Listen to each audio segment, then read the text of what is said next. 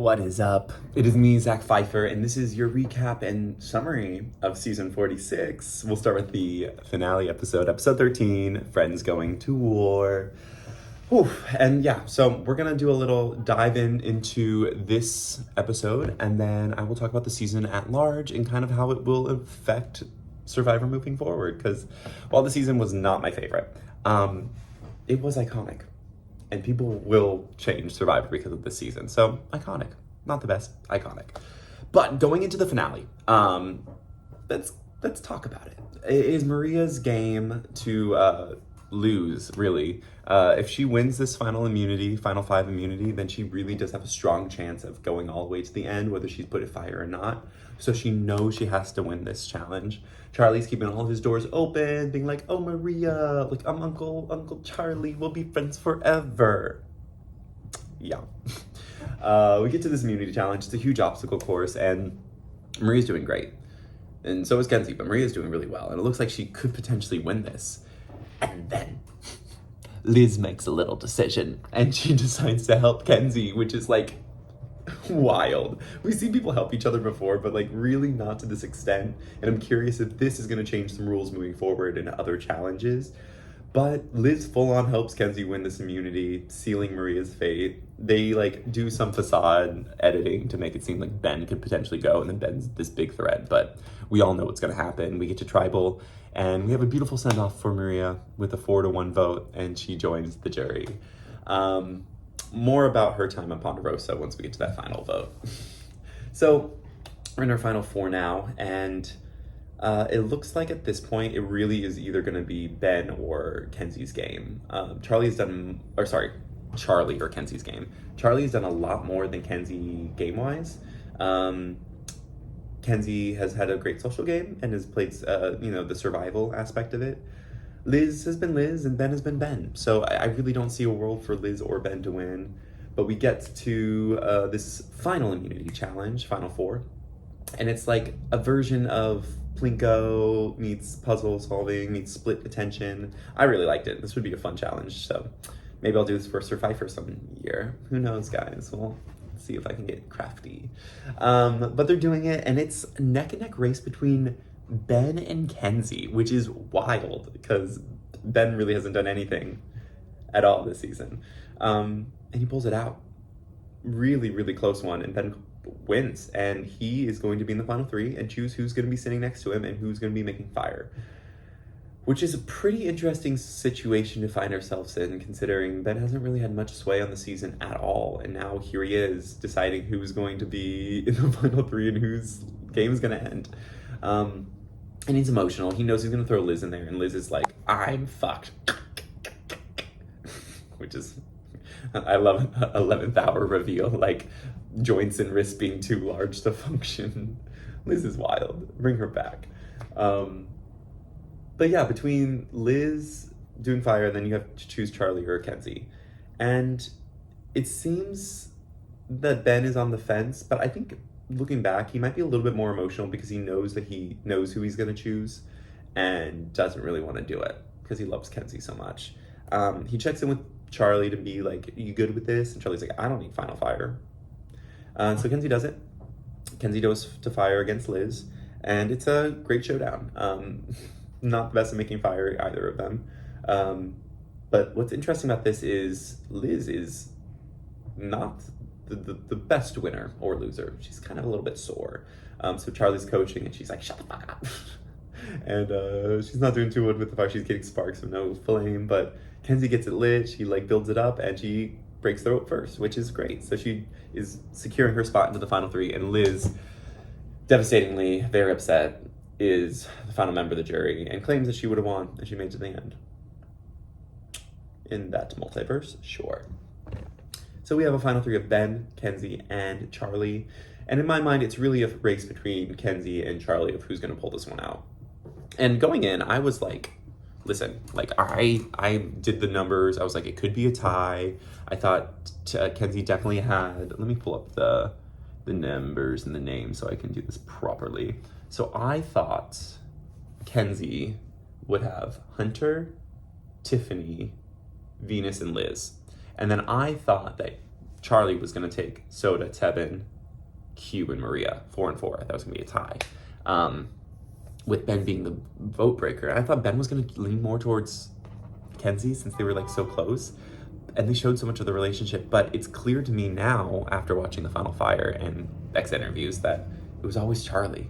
Ben's number one, and he was a bro's bro. He was going to help Charlie out no matter what. So if there was a tie, he would have voted Charlie to win. But that's not the universe that we saw. Instead, we saw a wild mix of votes for Kenzie. 5 votes to 3 with Charlie. It was, let's see, we had Tevin, Tiffany, Venus, Q, Maria vote Kenzie. And for Charlie, we only had Soda, Hunter, and Liz. I got it wrong. I got the right winner, did not get the vote right by any means. And the big thing walking out of this is like the Maria decision of it all. Is what happened with Maria, because it felt like Maria was a lock for Charlie. But that wasn't the case. And Maria's statement is that it had to do with the final fire making and the fire that she saw in Kenzie's eyes and her reasoning about where she wanted to spend the money. And yeah, sure. I have a different opinion. And let this be known, this is not Maria hate. I really love Maria. I think she's a badass and a strong player in this game, in this season. I think her biggest downfall was a little bit of an ego. And that's not a bad thing. It got her really far in the game. But I think there was something that I saw when she was having that conversation with Venus earlier on, that when she has someone that is her junior telling her what to do, it like was not cool. She's like, don't tell me what to do. Don't, like, I'm older than you, I'm wiser than you, and more experienced than you. And I think that's how she kind of carries herself throughout life. And I think to have brought in Charlie so far in the game, only to have lost to Charlie, and then Charlie claiming all these moves from Maria, I think there was a little bitterness there. And honestly, I think that's what made Maria vote for Kenzie, was that, yeah, she had some reasons to vote for Kenzie, but she also was like a little bitter. So I wonder if the truth will ever come out. This season, all in all, before I get to the end of this, congratulations, Kenzie. Mama. I'm very happy that Kenzie won. This is our 4th female winner of the new era. And she was a delight. 2nd hair salon winner of the new era. So there's that. Maybe I should open a salon. Maybe that'll get me in Survivor. Help me win. But yeah, 46 was wild.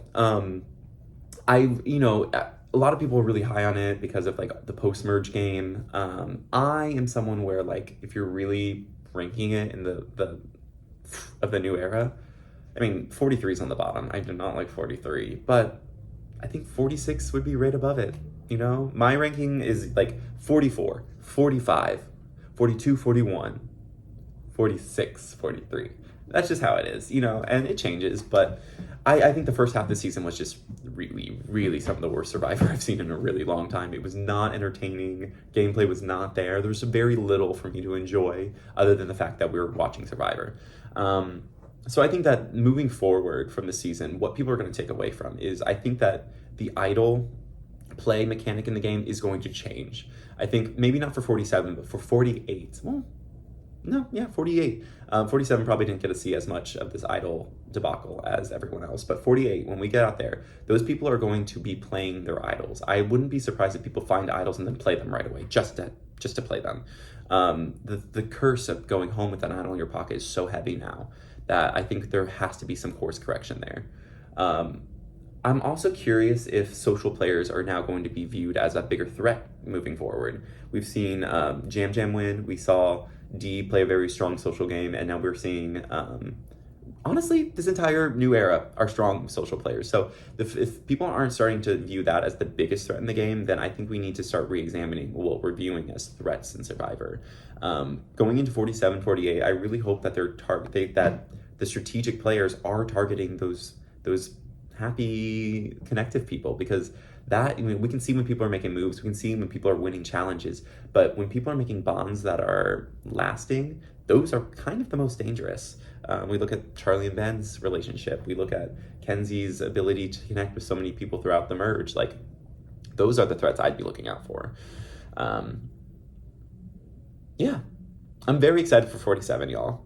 46 was great. 47, I got so much hope. And the fact that John Lovett has been cast in season 47 is unbelievable. I'm thrilled that John Lovett is playing Survivor. It is like the two of my worlds colliding, and in the best fashion. So 47 better be a good season. It seems like the framing of it is like, what are good survivors made of, with all the hammers and stuff like that.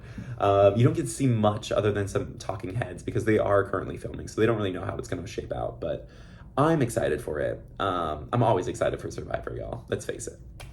But this is 46. 46 is finished. It's in the books.